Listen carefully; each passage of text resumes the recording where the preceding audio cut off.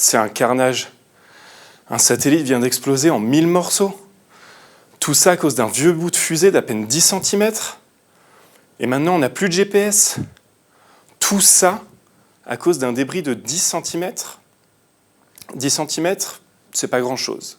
Mais dans l'espace, c'est énorme. Un débris d'1 millimètre, c'est une boule de bowling. Un débris d'1 centimètre, une grosse voiture. Un débris de 10 cm, une bombe. Eh bien, en ce moment même, 50 000 bombes gravitent au-dessus de nos têtes.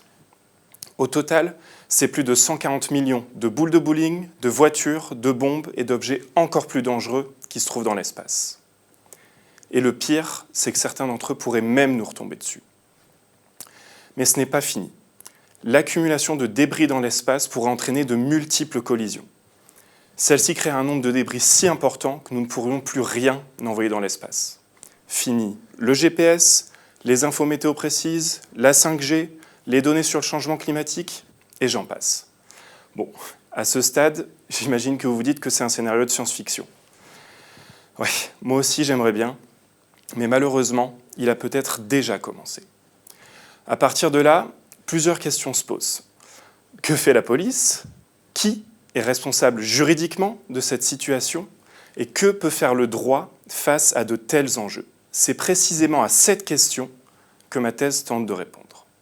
Concrètement, j'évalue si les règles actuelles sont efficaces pour encadrer les débris spatiaux et garantir un espace durable. J'effectue pour ce faire une étude globale des règles qui s'appliquent aux débris spatiaux. L'objectif de ma thèse est d'effectuer des recommandations et des propositions d'amélioration.